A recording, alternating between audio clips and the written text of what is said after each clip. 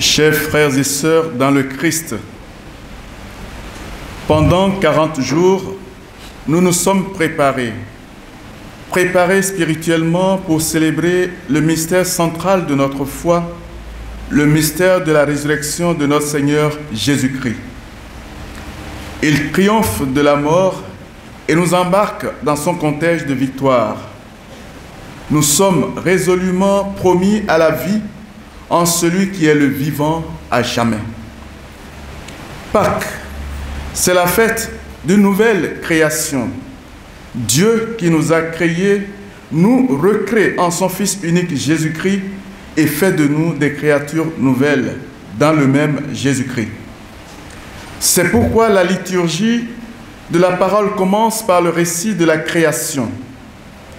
Et dans le récit de la création, au regard de l'action divine, il y a comme deux lois implicites qui se dégagent.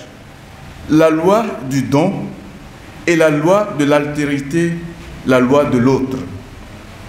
La loi du don tient au fait que Dieu crée. Il crée avec prodigalité, générosité et manifeste une grande confiance à l'égard de sa création. Il y a un foisonnement des êtres avec leur diversité. Il crée sans compter. Il crée à profusion et il délègue une partie de ses prérogatives au monde créé. C'est le cas, par exemple, de l'alternance du jour et de la nuit qui est confiée aux astres, puisqu'il y eut un soir et un matin avant que les astres ne soient créés au 4e jour.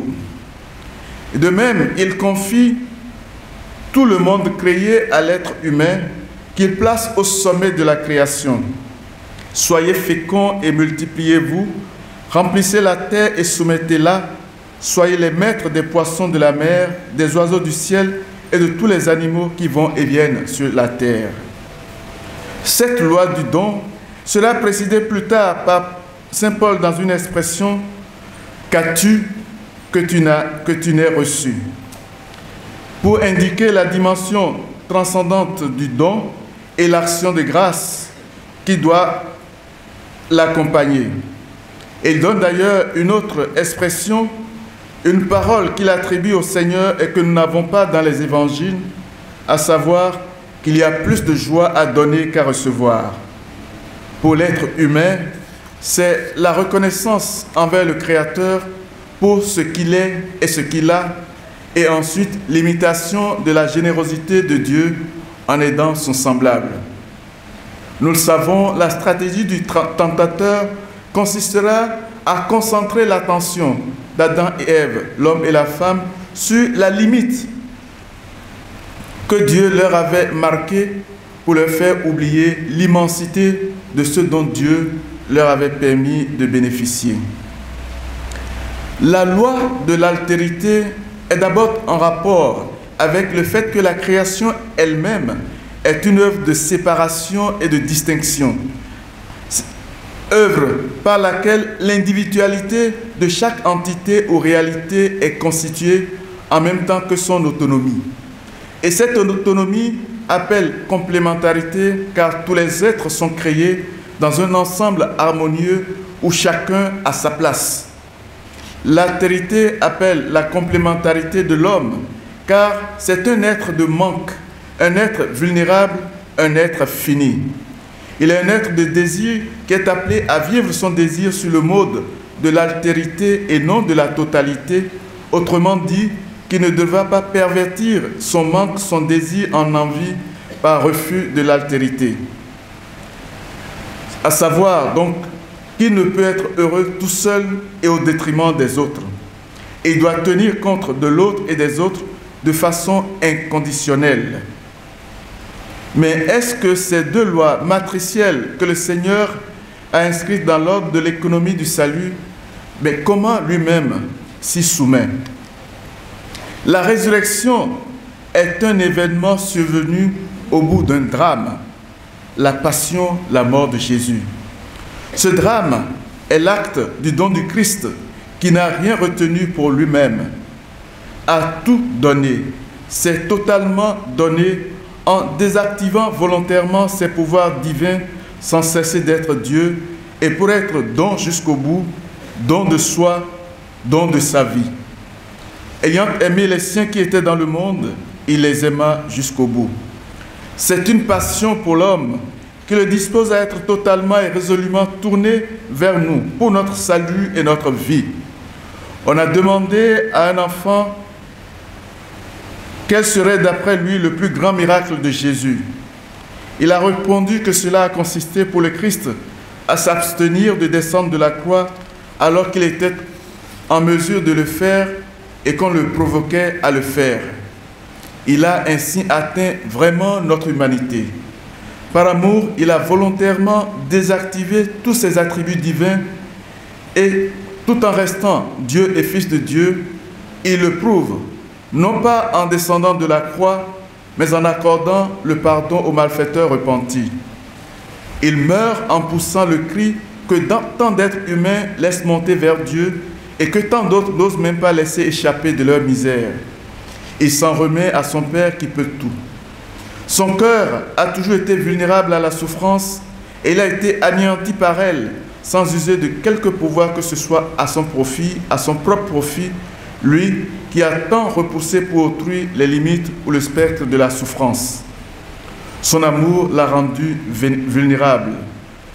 Dieu désire prendre soin de l'être humain. Il désire prendre soin de chacun de nous. Il désire nous prendre en lui.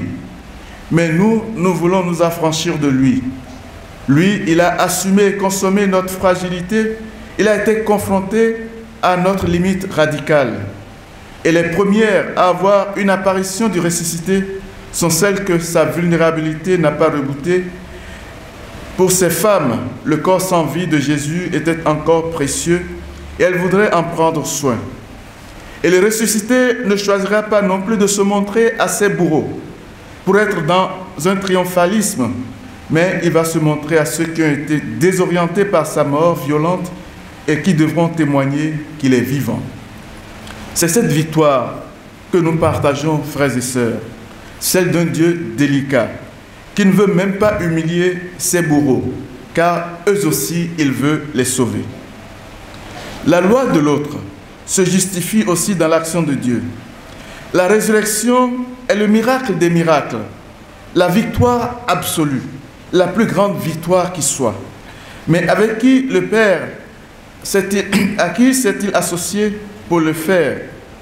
Bien sûr, il est capable de tout faire sans personne et à partir de rien.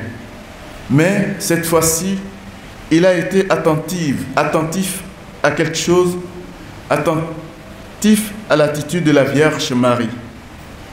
Après les terribles heures de la Passion, tous étaient perdus.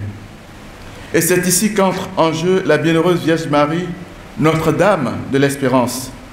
C'est elle qui a veillé dans la foi. Seule, elle était en mesure d'être convaincue qu'au-delà de la tombe pour Jésus, il y avait un avenir possible. Celle qui l'a suivi jusqu'au bout, qui a reçu le testament spirituel de son Fils et qui l'a mis à exécution. Celle qui a reçu le corps sans vie de son Fils sur ses genoux. C'est à elle, avec elle, que le Père s'associe.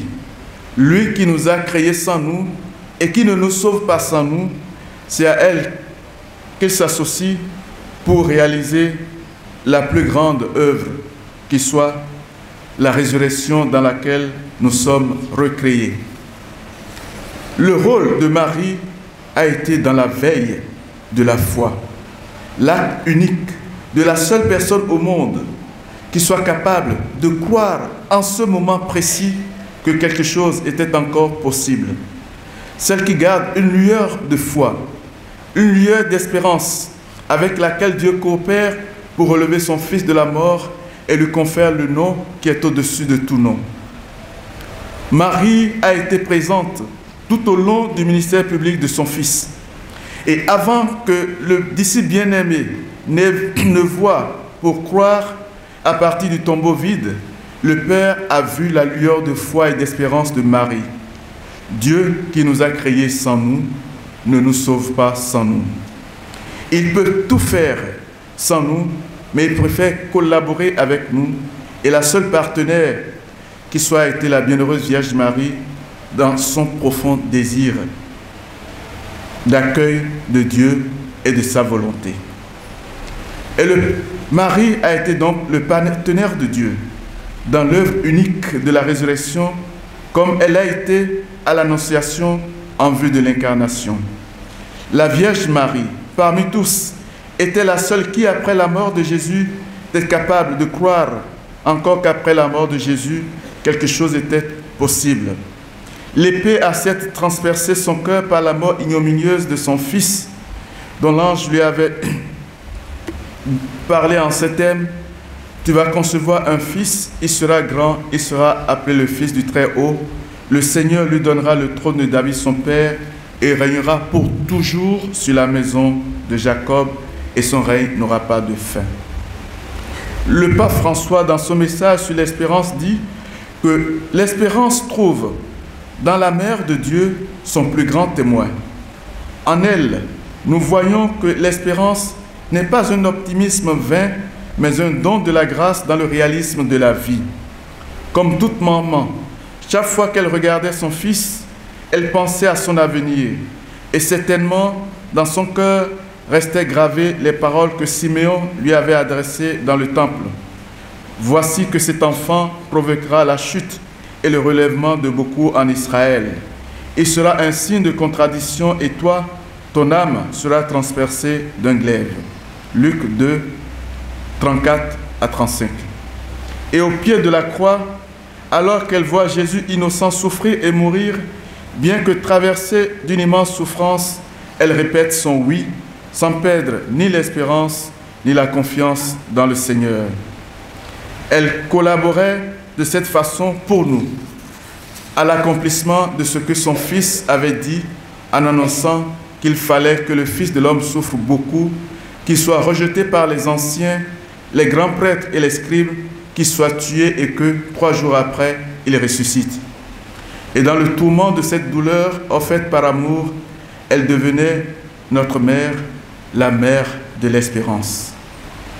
Oui, frères et sœurs, l'originalité de l'espérance chrétienne qui se fonde dans la résurrection du Christ s'exprime au cœur du pire. Et le pire, c'est la mort. La réalité et en même temps symbole de cette espérance pour nous, c'est aujourd'hui la résurrection du Christ. La résurrection du Christ, c'est elle qui fonde notre espérance. L'espérance que la vie aura toujours le dernier mot. Alors, par cette œuvre, à travers laquelle Dieu obéit aux 2 lois que lui-même a inscrites dans la création, à travers cette résurrection, on peut voir qu'il y a une dénonciation de tout ce qui est arrogance et totalitarisme en termes de pouvoir. Et c'est la mise en perspective de tout ce qui est humble et service. La loi du don est la loi de Dieu, que lui-même respecte, et sa victoire est une victoire réelle, la plus grande victoire jamais remportée, mais qui se fait modeste, délicate, car le Christ veut sauver également ses bourreaux. Cette victoire n'est pas péremptoire, elle n'est pas tapageuse, elle est discrète parce qu'elle sauve, elle est discrète parce qu'elle n'écrase pas. Alors comment ne pas nous réjouir en cette année de l'espérance? Comment ne pas nous réjouir particulièrement en ce moment où nous célébrons l'événement qui fonde notre espérance radicale, à savoir le triomphe du bien sur le mal? Comment ne pas nous réjouir d'être une terre ou d'habiter une terre, d'appartenir à une terre qui est appelée terre d'espérance? Terre d'espérance et de prendre conscience de notre devoir d'être un modèle de l'espérance promise à l'humanité. Parole combien prophétique donnée par ceux qui ont composé, celui qui a composé l'Abidjanaise. À nous qu'anime l'espérance, puissions-nous accueillir son avenir radieux et que le ressuscité apporte la paix pour notre pays, la paix pour notre monde. Dieu nous a créés sans nous, il ne nous sauve pas sans nous, mais il peut tout et il peut nous donner la paix et nous la garantit, qu'il affermisse pour nos vies, qu'il affermisse pour notre pays et qu'il affermisse dans le cœur de chacun de nous. Amen. Christ est vivant. Alléluia.